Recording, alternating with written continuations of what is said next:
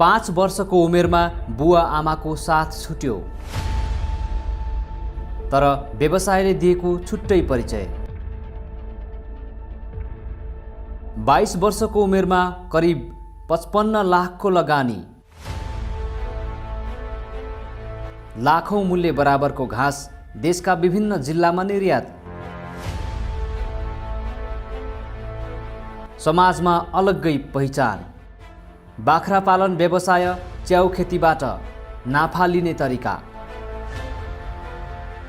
तराईमा यार्सा गुम्बा उत्पादन कसरी सम्भव बनाइदैछ, के हुँदैछ तयारी, कसरी सुरु गर्ने बाख्रा पालन व्यवसाय र बजारसम्म पुर्याएर आर्थिक नाफा लिने उपाय लगायतका विषय समेट्छौँ आज। नमस्कार। सिपलाई रोजगार र रोजगारलाई देश विकासको मेरुदण्डका रूपमा जोड्ने एउटा सार्थक कदम, यो हो कार्यक्रम उद्यम। स्वागत छ।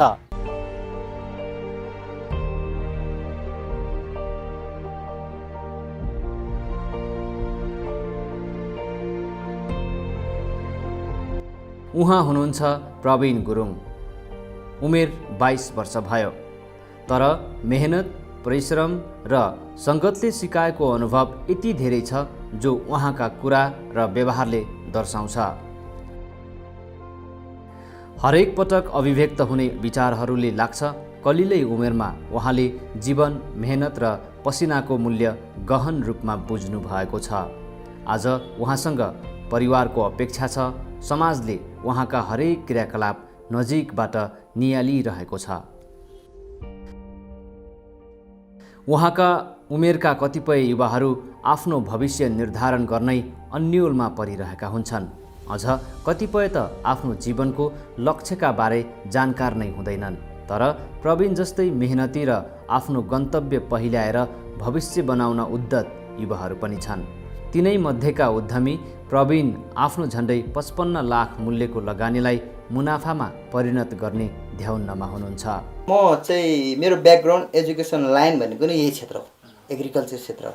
म सानैबाट अलिकता एग्रिकल्चर लाइनतिर होइन, कुटोको दलोतिर धेरै खाने, खेतबारीतिर धेरै जाने एउटा अलि इच्छा धेरै राख्ने केटो भएको कारणले बुवाले पनि यो अलि धेरै कृषिमा इन्ट्रेस्ट राख्छ, यसलाई कृषिमै पढाउनुपर्छ भनेर बुवाले पनि त्यो अनुसारले एडमिसन गरिदिनु भएपछि त्यसपछि म यही क्षेत्रमा लाग्दै गर्दा यो क्षेत्रमा चाहिँ यही क्षेत्रमा गरौँ न त के रहेछ त, नेपालभरि व्यवसाय के गरिरहेछ त अहिलेको युवाहरूले भनेर यसो युट्युब चलाउँदै गर्दा बाख्रा पालन, गाई पालन, भैँसी पालन थुप्रो आयो।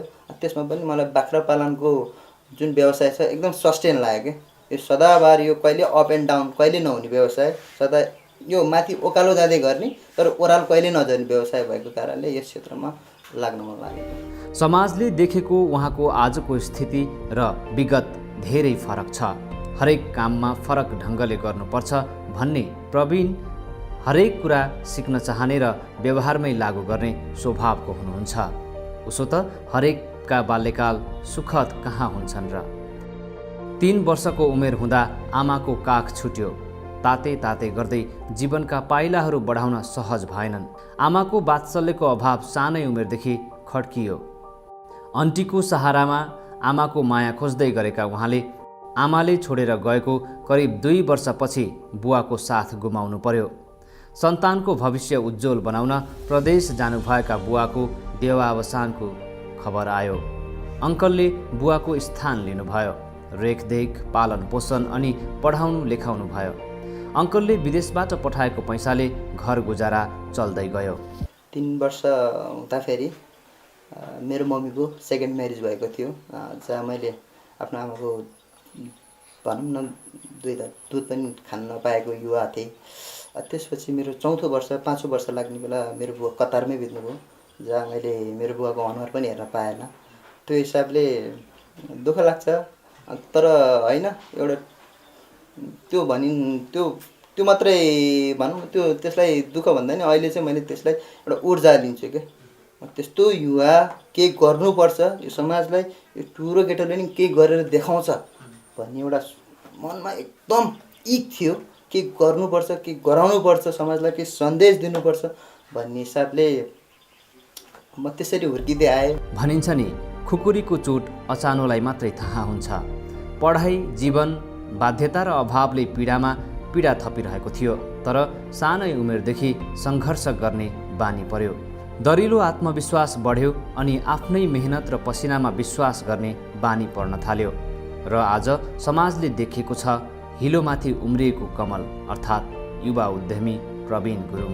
म कक्षा 10मा पढ्दा पनि च्याउ खेती गर्थेँ। मलाई लाज लाग्दैन थियो कि काम गर्नु, मलाई केही पनि लाज लाग्दैन थियो। म कक्षा 10मा 11मा पढ्दै गर्दा मैले साइकलमा च्याउ राखेर टोकरीमा, 2टा टोकरीमा ट्याक्क 2 साइडमा राखेर मजाले गाउँ डुल्थेँ। ल है च्याउ आयो च्याउ आयो, त्यसरी बिक्री वितरण गर्थेँ।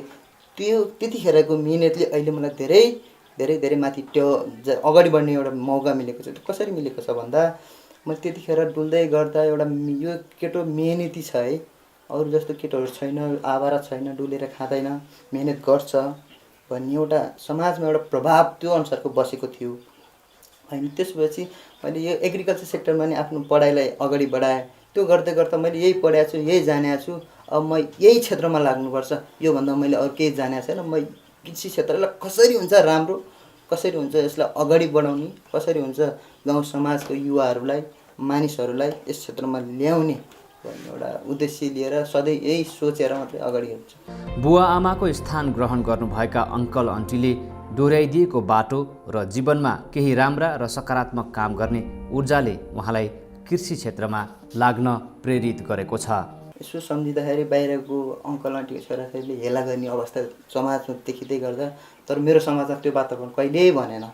बुवाले मलाई जहिले पनि साथ दिनुभयो, प्रेरणा दिनुभयो, माया दिनुभयो, हौसला दिनुभयो। तिमी गर्न सक्छौ, गर, म जे पनि गर्न तिम्रो लागि तयार छु, बस तिमी एउटा सकारात्मक काम गरेर देखाऊ, म तिम्रो लागि म 20-22 वर्ष होइन, म जुनी नै कतारमा फाल्न सक्छु।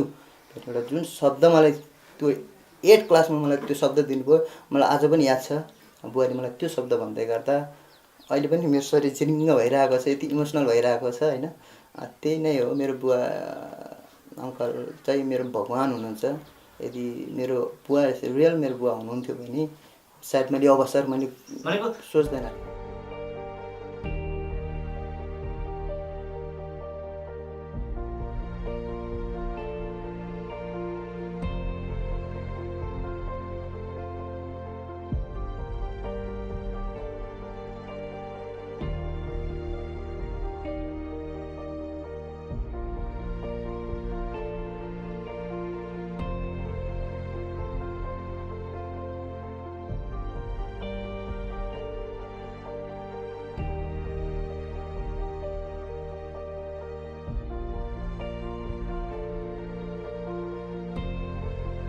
मलाई के मनमा के छ भने आज 2 रुपियाँ लगानी गर्छु, म भोलि 4 रुपियाँ लगानी गर्छु। यसरी लगानी गर्दै गर्दै गर्दै एउटा परिवारमा एउटा आर्थिक रूपमा बनाउन सकियो भने होइन, पुँजीहरू निर्माण गर्न सकियो भने परिवार भोलि सुखी रहन्छ।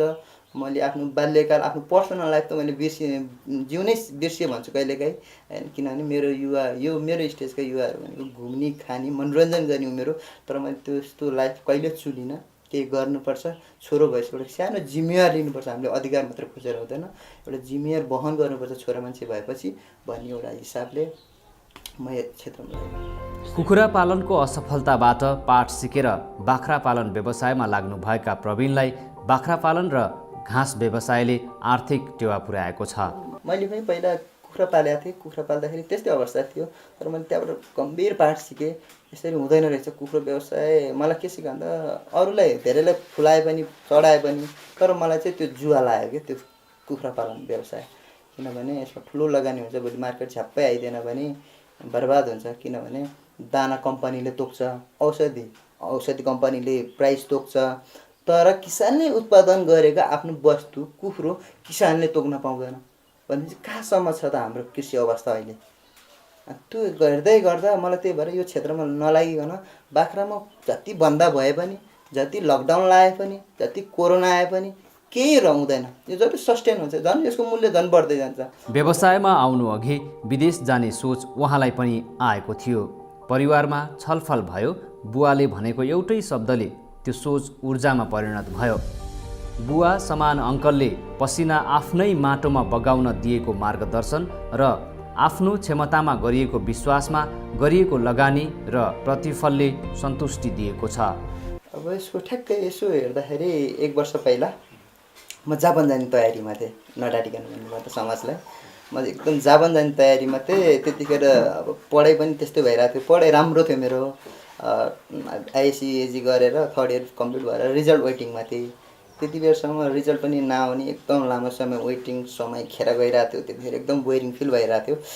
त्यतिखेर म जापान जाने एकदम तयारीमा थिएँ। मैले बुवासँग नि 8-10 लाख रुपियाँ मागेको थिएँ, म जापान जान्छु, मलाई पैसा दिनुहोस् भन्दाखेरि बुवाले मलाई, मैले यत्रो 18-20 वर्ष बाबु तेरो लागि मैले मेहनत गरेँ भनेपछि त किन विदेश जाँदैछ? अब तैँले मलाई कमाएर दिनु पर्दैन, तैँले मलाई महिनाको 5,000 दियो भने म खुसी हुन्छु, तैँले नदियो भने म खुसी हुन्छु भन्ने एउटा जुन त्यो शब्द बोलिदिनु भयो, त्यो नै मेरो शब्दको एउटा प्रेरणा हो। र म 1 वर्षदेखि होइन, किन जाने त त्यसो भए म आफ्नै देशमा गर्छु, त्यही 10 अम्ला खियाएर यही देशमा पैसा कमाउँछु। नामदाम कोहीसँग नाम र दाम कसैसँग मागेर पाइँदैन रहेछ, त्यो कमाउनु पर्दो रहेछ भन्ने एउटा छुट्टै मनमा एउटा ऊर्जा आयो। 2 लाख रुपियाँ ऋण लिएर सुरु गरेको बहुउद्देश्य कृषि तथा पशुपन्छी फर्ममा हाल झन्डै 35 लाख आफ्नो व्यक्तिगत पुँजी र बाँकी सरकारी अनुदानले उत्पादन बढाउन सहयोग पुगेको छ। आलो काँचो उमेरको युवाले यत्रो लगानीको जोखिम उठाउन कसरी सक्छ? यसै भन्थे परिवार र समाजका व्यक्तिहरू। 2 लाख रुपियाँ लोन निकालेर सुरुवात गरेको, किनभने बुवालाई मैले बुवाको विश्वास जित्नु थियो। सबैभन्दा ठुलो कुरो त विश्वास हो। मैले त्यो विश्वास जित्नको लागि पनि मैले 2 लाख रुपियाँ आफ्नै मेरो सम्पत्ति, मेरो नाममा रहेको सम्पत्ति मैले त्यो राखेर मैले 2 लाख रुपियाँ निकालेर अब यसले गर्छ है, किनभने त्यत्तिकै पैसा दिनु हुँदैन थियो।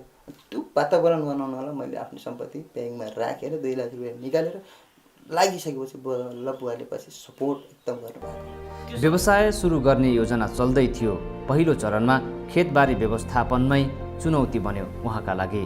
यसले गर्दा नै यसले पैसा उडाउन आएको यो समाज, ट्याबे केटाहरूसँग हिँड्ने यताउता गर्ने भन्ने एउटा जुन समाजमा एउटा म्यासेज थियो, त्यसलाई मैले चिरेँ, धेरै हदसम्म चिरेँ। यो काम गर्दै गर्दा मानौ यो जग्गालाई मैले यतिसम्म दुःख पाएँ कि म यो छिमेकीहरूसँग 6-7 चोटि लड्न पर्ने अवस्था रह्यो। तर मेरो दोष त तिनीहरूलाई मैले उनीहरूको सम्पत्ति खाने, उनीहरूलाई पेल लाउने, उनीहरूको नोक्सानी गरिदिन त आएको होइन। तर म यो ठाउँलाई त पहिचान दिन आएको, म आफूले मिहिनेत गर्छु, यो मैले मिहिनेतले तपाईँको छोरालाई सकारात्मक एउटा प्रभाव पर्छ, तपाईँको छोरा नि यस क्षेत्रमा उद्यमीमा आउँछ भन्ने यो मैले धेरै पटक सम्झाउन खोजेँ समाजलाई। त्यति रहँदै पनि जिन्दगीमा मलाई के भान भयो भन्दा पाकेको फलमा सबैको आँखा जाँदो रहेछ। त्यो हिसाबले मैले यहाँ यो क्षेत्रमा काम गर्दै गर्दा मलाई धेरै दुःख आए। तर हरेक कुरालाई सकारात्मक रूपमा लिने आफ्नै बानीका कारण बिस्तारै समाजकै व्यक्तिहरूले सहयोग बढाउन थाले। सुरुमा व्यवसायले सोचे अनुसार गति नलिँदा विचलित बनाउने कुरा मनमा खेल्थे, तर दृढ सङ्कल्प र केही सिक्ने हुटहुटी थियो र धैर्य गर्ने क्षमता पनि उहाँ भन्नुहुन्छ। मसँग यति ठुलो एउटा पुँजी निर्माण गर्न म सक्छु भन्ने मलाई त्यति ठुलोसम्म त सपना थिएन, सोचेको थिएन। तर गर्दै गएँ, मिहिनेत गर्दै गएँ। आजको दिनमा मैले यसको प्रोपर्टी 54-55 लाख रुपियाँ पुऱ्याउँदै गर्दा एक प्रकारले खुसी लाग्छ। भर्खरको केटो यति धेरै मिहिनेत सङ्घर्ष गरेर आज यस स्थानमा छ, गर्व लाग्छ। आफूलाई पनि कहिले यसो पछाडि फर्केर हेर्छु, आफूलाई तौल्ने प्रयास गर्छु, त्यतिखेर यसो सम्झिन्छु, खुसी लाग्छ। तर म यो स्थितिसम्म म यहाँसम्म चाहिँ पुग्छु, म यहाँसम्म जानुपर्छ भने मेरो त्यति धेरै सोच्नु छैन। जस्ट गर्छु, गर्दै गएपछि कामले केही त सिकाउला जिन्दगीमा भन्ने एउटा जुन एउटा थियो मसँग एउटा सन्देश, कामले काम सिकाउँछ भनेर सबैले भने, तर के सिकाउँछ त भन्दै गर्दा यहाँ आएँ। यो फिल्डमा आउँदै गर्दा काम गर्दै गर्दा धेरै कुरा अनुभव भयो मलाई। यो 20-22 वर्ष केटोमा अरू साथीसँग कम्पेयर गर्दा साथीहरूलाई केही कुरा थाहा छैन, प्रशासनिक कुराहरू केही गर्नुपर्छ भने केही थाहा छैन। उहाँहरूलाई के थाहा छ? जस्ट पासपोर्ट बनाउने, म विदेश जान्छु भन्ने मात्रै एउटा सोच छ। त्यो सोचबाट बाहिर युवाहरू बाहिर निस्किनुपर्छ। बुवा आमाले कमाएको धनमा रजाइ गर्नुभन्दा आफैले कमाएको धनमा रजाइ गर्नुपर्छ।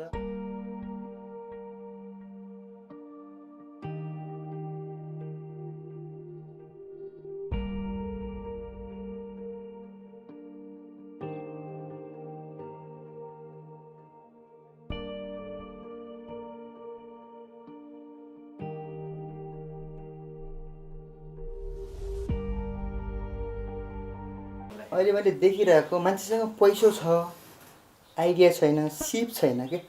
त्यत्तिकै आउनुहुन्छ, पैसा छ, 2-4 दिन आफूसँग पैसा हुन्छ झ्यामझुम लगानी गर्नुहुन्छ सकिन्छ अनि आउने ठाउँ बन्द बिक्री हुने ठाउँ कहीँ देख्नु भयो भने त्यो क्लास हुन्छ उहाँको मार्केट बिग्रिएको छ। कसरी मैले यसलाई कसरी जोड्न चाहेँ भन्दा पैसोले व्यवसाय बन्दैन रहेछ के, पैसोले कहिले व्यवसाय बन्दैन। जबसम्म उसँग सिप छैन, आइडिया छैन, ज्ञान छैन, कुनै तालिम लिएको छैन भने उसको पैसा बेकार छ। त्यसैले उद्यमी बन्नुभन्दा अगाडि सिप जरुरी छ, तालिम जरुरी छ, बल्ल उसको लगानी सही ठाउँमा आउँछ। झन्डै 1.5 वर्षदेखि गरिएको बाख्रा पालन, च्याउ खेती, घाँस उत्पादनको अनुभवले धेरै कुरा सिकाएको छ। कृषकहरूको आफ्नो अवस्था र योजनाबद्ध तयारी नहुँदा कृषि क्षेत्र समस्यामा परेको उहाँको बुझाइ छ। हाम्रो समाज कस्तो छ मैले के देख्छु भनेपछि रामले जे गर्यो श्यामले त्यही गर्छ, अनि हरिले पनि त्यही गर्छ, सबैले त्यही गर्छ कि। त्यसरी चाहिँ सबैको उत्पादन एकैचोटि भएर त्यो स्याचुरेट हुन्छ अनि बिक्री नभएपछि त्यो क्ल्यास भइहाल्छ, त्यो स्वतःको क्ल्यास भइहाल्छ।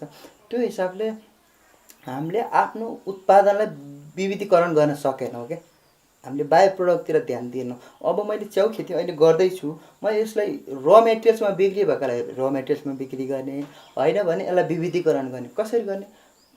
च्याउको छोइला हुन्छ, च्याउको पकौडा हुन्छ, च्याउको मोमो हुन्छ, च्याउको सुप हुन्छ, च्याउको ड्राई म्याटर पाइन्छ, च्याउमा पाउडर बनाउन सकिन्छ। यसरी विविधीकरणतिर जानु पर्यो, किनभने तरकारी जन्य चिज खानेकुराहरू जुन यो छन् कृषि उपजहरू छन् यो चिज खेर गइहाल्छ।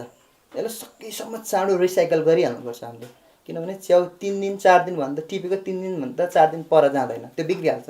त्यो बिग्रेपछि त्यो लस गइगयो। त्यस्तो बिक्री नहुनेलाई हामीले छिटोभन्दा छिटो सुकाएर हुन्छ कि अचारतिर कन्भर्ट गरेर हुन्छ कि यसरी हामीले आफ्नो उत्पादनलाई प्राइस नदिन पऱ्यो क्या। त्यसरी गर्न सक्यो भने चाहिँ कृषि त राम्रो छ। एकदम एकैचोटि पैसा धेरै भएर ज्याम्मै लगानी गर्छु ज्याम्मै खान्छु भने त्यसलाई त हुँदैन व्यवसाय, किनभने उसँग सिप ज्ञान नभएपछि त काम छैन। त्यो हिसाबले थोरैबाट गर्न पनि सकिन्छ, होइन नि उसँग ज्ञान छ सबै पैसा छ भने उसले ठुलो मात्रा पनि गर्न सक्छ। त्यो व्यक्तिको गच्छेअनुसार गर्नुपर्छ। मेरो पौरख मेरो भेषमा, मेरो पसिना मेरो देशमा भन्ने भावले निरन्तर मेहनत गरेर प्रतिफल लिइरहनु भएका प्रवीणले आफ्नै फर्ममा च्याउको बिउ उत्पादन गर्ने र छिट्टै नै यार्सा गुम्बा उत्पादनको योजना बनाउनु भएको छ। मेरो अबको योजना भनेको चाहिँ मेरो च्याउ र यार्सा गुम्बाको बिउ उत्पादनमा लाग्ने।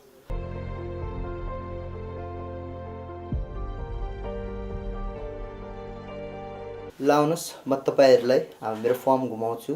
मैले जानेका यो 16-17 महिनामा पुर्याइएका अनुभव ज्ञानहरूलाई तपाईँहरू सेयर गर्दछु।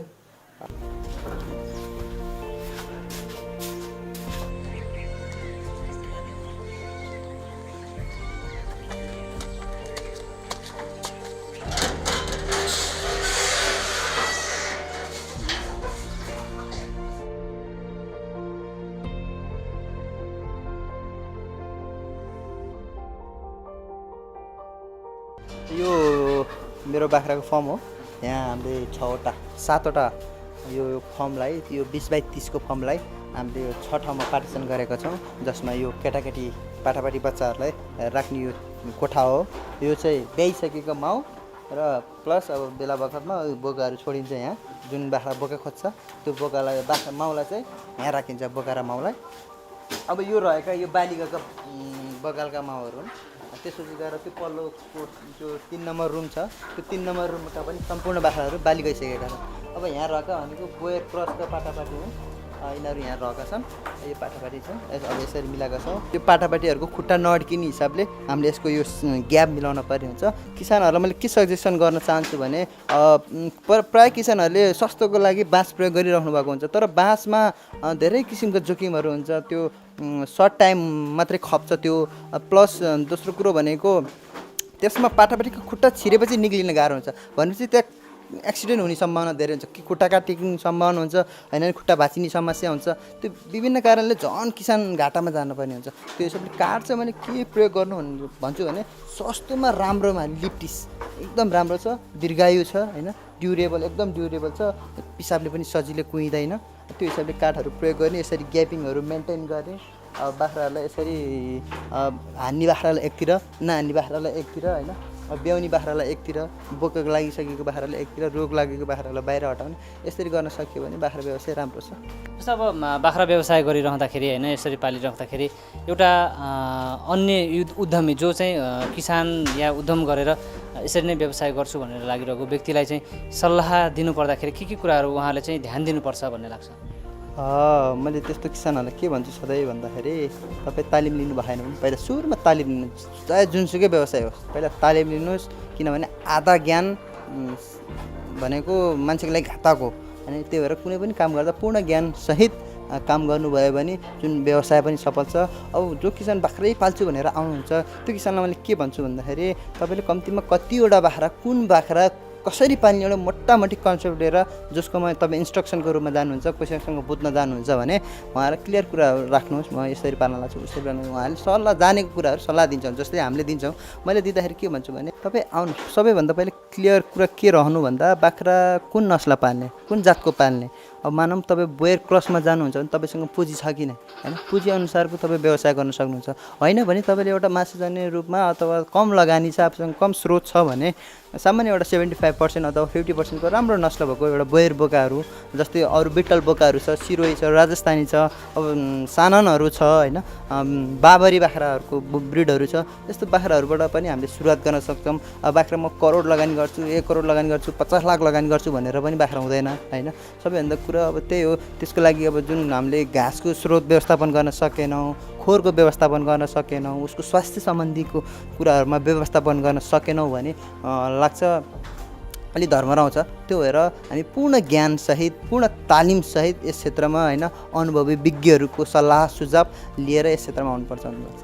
बाख्रा व्यवसायले जुन आम्दानी दिएको छ, होइन, यसमा सन्तुष्ट हुनुहुन्छ? अहिलेसम्मको रिजल्ट चाहिँ मेरो लागि सन्तोषजनकै छ। तर पनि अब यसको रिजल्ट कुर्नलाई मलाई कम्तीमा 2 वर्ष लाग्छ, अबको अझै 1.5 वर्ष लाग्छ। अहिलेसम्म म सबै अध्ययनमै छु। म यो क्षेत्रको विद्यार्थी पनि, मानौँ यो क्षेत्रको विद्यार्थी हो, भोलि पास हुम्ला नहुम्ला त्यो ठाउँमा छ, तर जिन्दगीमा केही सिकिन्छ भन्ने चाहिँ मलाई लाग्छ। बाख्राको फाइदा अवश्य फाइदा छ, गर्न सकियो भने, होइन। एउटा म लाग्छु, म कर्मको अहिले तत्काल लिँदैन, म राम्रो गर्दै जान्छु, सत्कर्म गर्दै जान्छु भन्ने सोच्यो भने मलाई लाग्छ भोलिको दिनमा हामीलाई अथवा जो पनि किसानहरू यो क्षेत्रमा लाग्नुहुन्छ उहाँलाई रिजल्ट पक्कै दिन्छ। बाख्रामा यो नस्ल सुधारको कुराहरू जोडिन्छन्, होइन, यसलाई कसरी व्याख्या गर्ने? धन्यवाद, तपाईँले एकदम महत्त्वपूर्ण क्वेसन राख्नुभयो। हाम्रो समाजमा यही नस्ल सुधार गर्न नसकेर नै हाम्रो बाख्राहरू खिँदै गएको हो। हामीले त्यसको सोचेअनुसारको प्रतिफलन पाउन नसकेको कसरी हो भने, मानौँ मेरो घर एउटा बोको छ, तपाईँको घरमा एउटा पाठी माउ छ, त्यो पाठी मेरो बोकामा मेरो फर्ममा ल्याएर तपाईँले लगाउनु भयो, त्यसबाट बच्चा बच्ची पक्कै जन्मिन्छ, जुम्ल्या पाठापाठी पक्कै जन्मिन्छ। अब त्यो पाठी पनि फेरि त्यही मेरै बोको पहिला जुन नम्बर 1 को बोका लगाइएको थियो त्यही बोकालाई लगायो भने त्यो हाड नाता पर्छ, इनब्रिडिङ हुन्छ। इनब्रिडिङ भयो भने बाख्राहरू खिने, मर्ने, वंशाणुगत त कायमै रहन्छ। तर पनि जुन आमामा देखेको समस्याहरू छ छोराछोरीमा त्यही सर्दै आउने भएको कारणले, बाख्राहरू खिँदै गर्ने भएको कारणले हाम्रो समाजमा देखिन्छ सानो सानो पठाङ्ग्रीहरू भएको, त्यो हाड नाताको कारणले हो। यो चेतना हामीले किसानलाई मैले बुझाइरहेको छु। मेरो अभियान पनि यही हो। तपाईँले बाख्रा पाल्दा नस्ल सुधार चाहिँ गर्नुपर्छ। किनभने नम्बर 1 को बोको, यो नम्बर 1 को माउलाई लगाइसकेपछि त्यो नम्बर 1 को माउबाट जन्मेको पाठीलाई नम्बर 1 को बोको चल्दैन, नम्बर 2 को बोको लगाउनुपर्छ। त्यो हिसाबले हामीले पनि अब बिस्तारै त्यही गर्ने तयारीमा छ। अब सम्पूर्ण बाख्राहरू नम्बर 1 को बोको लगाइसकेको छ, भोलि त्यसको बच्चा बच्ची जन्मिन्छ, त्यो बच्चा बच्चीलाई फेरि त्यो नम्बर 1 को बोकोले काम गर्दैन। किनभने त्यो नाता भनेको बाउ र छोरी पर्छ क्या, यो भनेको इनब्रिडिङ पर्छ। यसले बाख्रा व्यवसाय गर्नेलाई यसले राम्रो फल दिँदैन। त्यो हिसाबले हामीले यो नस्ल चाहिँ एकदम सुधारिनुपर्छ। अब दाना व्यवस्थापन नि राम्रो गर्दै जानुपर्छ। मैले अघि नै भनिसकेँ, सन्तुलित आहार व्यवस्थापन, त्यसमा पनि हामीले राम्रोसँग मिलाउँदै जान सकियो भने बाख्रा व्यवसाय एकदम सस्टेनेबल छ। अहिले तपाईँ मेरो यो घाँसको बगैँचामा हुनुहुन्छ। यो तपाईँले देख्नुहुन्छ, यो घाँस चाहिँ सुडान घाँस हो। यो सिजनल अनुसारको घाँस हो। यो तपाईँको वैशाखको महिनामा यसको छर्ने सिजन हुन्छ। यो त्यतिखेर यो घाँस छर्ने हो। अब यसको अब हिउँ आउँदै गर्दा यो यसको लाइफ साइकल चाहिँ घट्दै जान्छ। भनेको मतलब अब जाडो आउँछ, जाडो आएपछि यो घाँस मर्दै जान्छ अनि नयाँ घाँस अहिलेको सिजन अब सुरु हुँदैछ। बर्सिम घाँसको सिजन सुरु हुँदैछ। पशुपालन गर्दाखेरि चाहिने घाँस कसरी लगाउने, घाँसको सन्तुलन कसरी मिलाउने, एउटा पशुलाई कसरी सन्तुलित आहार दिनुपर्छ, त्यो अनुसार घाँस कसरी लगाउने भन्नुपर्दा बाख्रालाई चाहिने अथवा पशुपालनलाई चाहिने मुख्य 4 सन्तुलित आहारमा 4 मध्ये 3 भाग चाहिँ अकोसे घाँस, होइन, एक भाग चाहिँ कोसे घाँस लगाउन सकियो भने, त्यसरी हामीले घाँसको एउटा प्याटर्न बनाउन सक्यो भने पशुलाई एउटा सन्तुलित आहार, एउटा ब्यालेन्स डाइट बाख्रालाई पुग्छ। त्यसमाथि थप अरू हामीसँग सिजन अनुसारको घाँसहरू छँदैछ। अब बायोपटकहरू जस्तै परालहरू हुनसक्छ, त्यसपछि गाउँको भुस अहिले एकदम प्रचलितमा छ, त्यो हुनसक्छ। अब तोरीको गट्टेहरू पनि एज खान्छ होइन। अब मकैको ढोडहरू, खोइलाहरू यस्तो पनि मन पराउँछ बाख्राले। त्यो हिसाबले हामीले त्यसरी हाम्रो खेतबाट उत्पादन भएका चिजलाई हामीले स्टोर गरेर त्यसलाई हामीले युज गर्न सक्छौँ। तपाईँहरूलाई यो देखाउन गइरहेको छु, यो घाँसको नाम पास्पलम हो होइन। मैले यहाँ लगाएको मध्येमा पनि सबैभन्दा उत्कृष्ट घाँस, यो घाँसहरूमध्ये पनि उत्कृष्ट घाँसै हो नि यो उत्कृष्ट भन्न सकिँदैन। उत्कृष्ट सबैमा आफ्नो मूल्य छ, मान्यता छ। त्यसमा प्रोटिनको मात्रा राम्रै छ, यसमा पनि राम्रै छ। अब त्यसको वृद्धि विकास घाँसको अब किनभने हामीले घाँस लगाएपछि छिटो चाहिन्छ, पशुलाई त बिहान बेलुका डेली खुवाउनु पर्ने हुन्छ, त्यसबाट हामीलाई घाँस धेरै चाहिन्छ। त्यसैले त्यसको महत्त्व पनि आफ्नै बेग्लै छ, यसको नै बेग्लै छ। अब यसको बेग्लै कसरी हुन्छ भने त्यसमा अलिक राम्रो प्रोटिनको मात्रा छ नेपियरहरूमा होइन। यो पास्पलम पनि राम्रो छ, तर सन्तुलित आहार बनाउनको लागि यो घाँस सबैले आफ्नो रोल खेले हुन्छ। घाँसको नाम सुपर नेपियर हो। मैले यो किरण खरेल दाइ काप्रेबाट मगाएको। यो सुरुमा पोहोर साल मैले लगाउँदाखेरि यो घाँस यत्तिरी उखु पो लायो गदाले, उखु लाएर नि काहीँ हुन्छ, उखु लाएर नि काहीँ बाख्रा पाल्न सकिन्छ भनेर धेरै टिका टिप्पणी गरेँ, मलाई गिराउनलाई धेरै गरेँ। तर मनमा मेरो के थियो, एक मात्र उद्देश्य भनेको म बाख्रा पाल्छु, म यो उद्यमी बन्छु, म जसरी पनि यो समाजले एउटा प्रेरणादायी एउटा पाठ सिकाउँछु भन्ने एउटा दृढ सङ्कल्प थियो मनमा। त्यो हिसाबले मैले गर्दै गएँ। आखिर यो घाँस त पैसो रहेछ भन्ने बुझेँ, घाँस बेचेर पनि पैसा कमाइँदो रहेछ भन्ने एउटा पाठ सिकेँ। समाजले काम गरेको युवाले त गरेर देखाउनुपर्छ। त्यस्तो एक दुईजनाले भन्यो भन्दैमा छोड्नु हुँदैन। भन्न त मलाई कति भने भर्खर केटा पनि बाख्रा पाल्छ, काहीँ बाख्रा पालेन उद्यम हुन्छ, मैले त जमाना देखेँ बाख्रा पालेँ, अहिलेसम्म केही पनि भएन भन्ने मान्छे कति छन्। अब मैले बाख्रै नपाल्नु त। तर सपना त मेरो फरक छ नि त, उद्देश्य मेरो फरक छ। समाजलाई केही देखाउनु छ, आफूले पनि 2-4 रुपियाँ कमाउनु छ। कृषिमै केही गर्छु भन्ने सोचाइ भएका युवाहरूका लागि 22 वर्षका प्रवीण गुरुङ एक उदाहरणीय व्यक्ति हुन्, प्रेरणाका स्रोत हुन्। सुरुवात गरे ढिलै होस् तर सफल अवश्य भइन्छ, तर हिम्मत र धैर्यता तपाईँसँग हुनुपर्छ। सोच र पूर्व तयारी गरिएको हुनुपर्छ। निरन्तरता दिने अठोट चाहिन्छ। दर्शकवृन्द, अब्राहम लिङ्कनले भनेका छन्, मेरो चिन्ता तिमी असफल भएका प्रति होइन कि असफलताका बावजुद तिमीले नदिएको निरन्तरता प्रति छ।